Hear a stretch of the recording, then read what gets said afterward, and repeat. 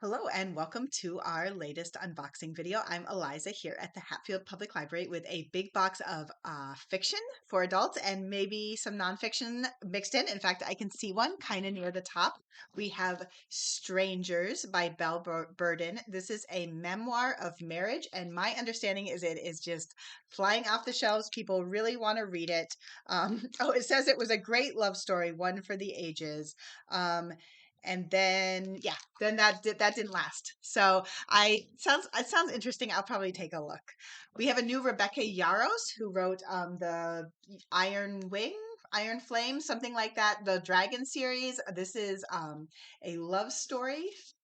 Time and distance are only inconveniences to a love like ours, and it's also got really cool end papers.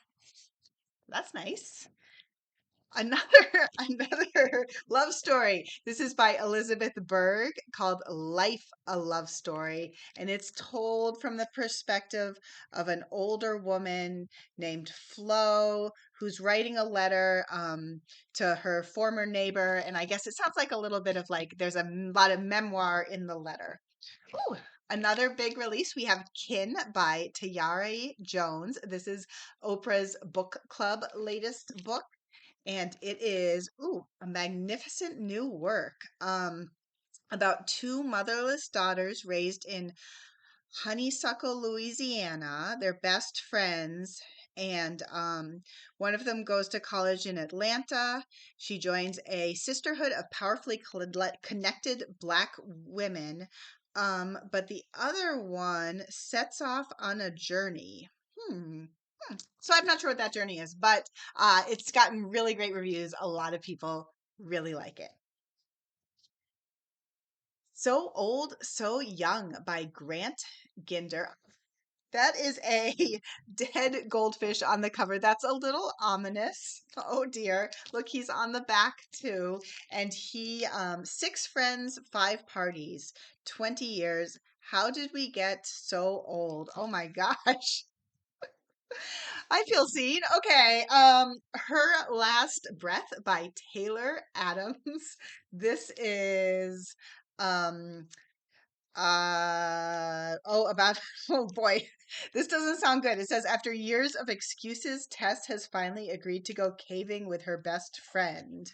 But they realize they're not alone in the cave. Sounds like trouble. The Heir to Whitestone by Catherine Coulter, the very popular Catherine Coulter. Also, the very popular James Patterson, writing with the very popular Viola Davis, a new pairing called Judge Stone. There they are together on the back. One of my coworkers has never read a James Patterson, which is also true of me. But she watched an interview with Viola Davis about the book and said it was so good. Now she wants to read the book. So that's a recommendation. We have The Girls Before by Kate Alice Marshall.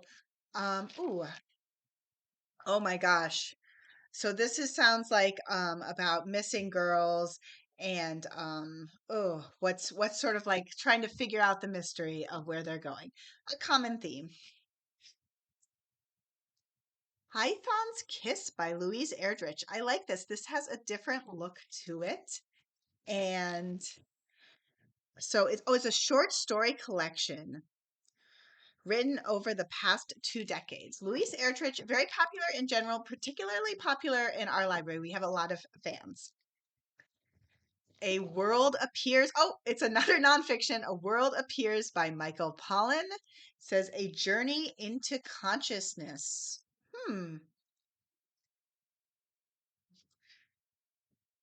New installment in a popular series, Everyone in This Bank is a Thief by Benjamin Stevenson, who wrote, I think the first one is called Everyone in My Family Has Killed Someone. So I know a lot of people who like that series. We have, this is very similar. I'm Not the Only Murderer in My Retirement Home by Fergus Craig. This feels like a little bit like anyways, we won't go there, but it is like a similar vibe to the title. And oh my gosh, a former serial killer Carol is looking to kick back and relax in her new retirement home until a fellow resident turns up dead, and Carol has to prove that this time This one time, she didn't do it. One and Only by Maureen Goo. This is a Read with Jenna book. Aw, it says swoony. Swoony and romantic. That's a good word. Um, so this is about a woman who believes in fate. She's a matchmaker and she's been searching for a man named Daniel Nam who she thinks she is fated to marry, but then she meets someone else, but he's not supposed to be the one, but I kind of wonder maybe he is. We have a lot of themes going on. We just had One and Only. Now we have One of Us by Elizabeth Day. Um, I always like when they use the letters as like part of the cover design. The Thinking Person's Thriller. Oh my goodness. Oh, I feel like they're talking to me directly. Um, so this is, oh no. So yes, so an eccentric grown daughter is found dead, and the family members are trying to figure out what happened. Um, hmm. So it sounds like family drama with a mystery element. The Society by Karen Winn. This is a nice paperback, pretty thick, so perhaps very efficient if you were to bring this on vacation because it's not very heavy. Old Money, New Secrets. Oh, Boston's Most Exclusive Secret Society. So bound to be drama with that. We have Kings and Pawns, another nonfiction. This is by Howard Bryant. Oh, I remember reading about this. This is about Jackie Robinson and Paul Robinson. And I guess I didn't know this, but I guess Jackie Robinson, in during the McCarthy hearings, testified against um, Paul Robinson. Sorry, sorry to get confused there for a moment. So that's a whole part of history that I wasn't really familiar with, and it sounds very interesting for him to sort of decide to testify against another sort of prominent, well-regarded Black man at the time. More nonfiction. We have Mattering. The Secret to a Life of Deep Connection and Purpose by Jennifer Prahihi Wallace. Roadmap for Living a Happy Life. I mean, that sounds good. We all need that. Work in Progress. Confessions of a Busboy, Dishwasher, Caddy, Usher, Factory Worker, Bank Teller, Corporate Tool, and Priest by James Martin S.J. I feel like I don't need to say anything else. That is like a really hard hitting subtitle. I think that's going to get a lot of people interested. Back to novels.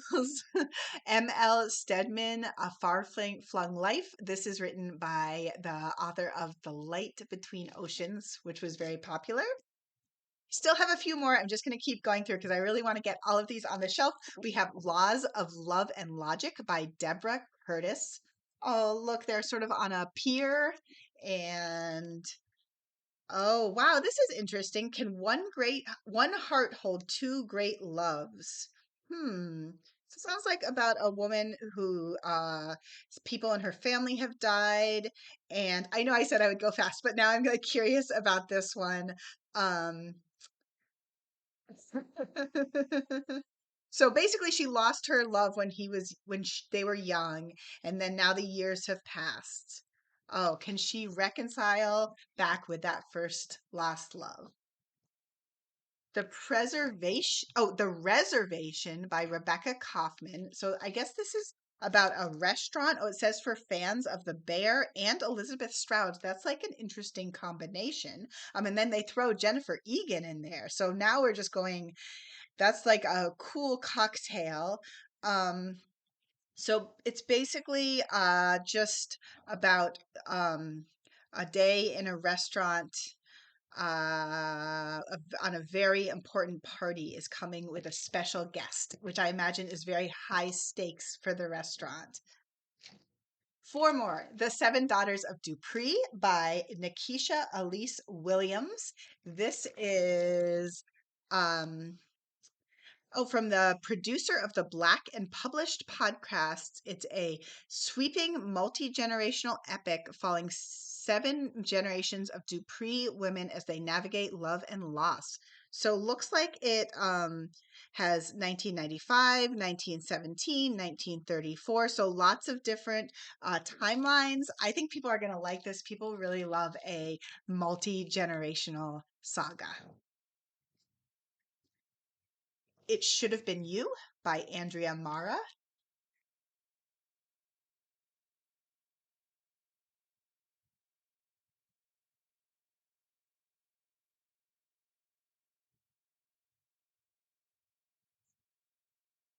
Uh, you press send and your message disappeared, full of secrets about your neighbors. It's meant for your two sisters, but it doesn't reach them. It goes to the entire WhatsApp group. Ooh, that sounds bad. That sounds like you don't want that to happen. Oh my gosh. I'm glad this is at the bottom of the box, but I'm glad it's here. It's on my list because I liked The Nest. And now we have Lake Effect by Cynthia Dupree Sweeney. Um, the Nest was about siblings who all thought they were going to inherit a lot of money and then the money goes away. So this one is uh, two families forever changed by one love struck decision. And last of all, another big name, More Than Enough by Anna Quindlen. Oh, no one knows you like your book club. Ha. She's closest friends with her book club, and they give her an ancestry test. The results matched her with a stranger. Um, huh. So book club drama. That's we don't have a lot of book club drama in our library book club, but I know that there is book club drama out there. Anyway, that's my box of books. Thanks for being patient and sticking with me.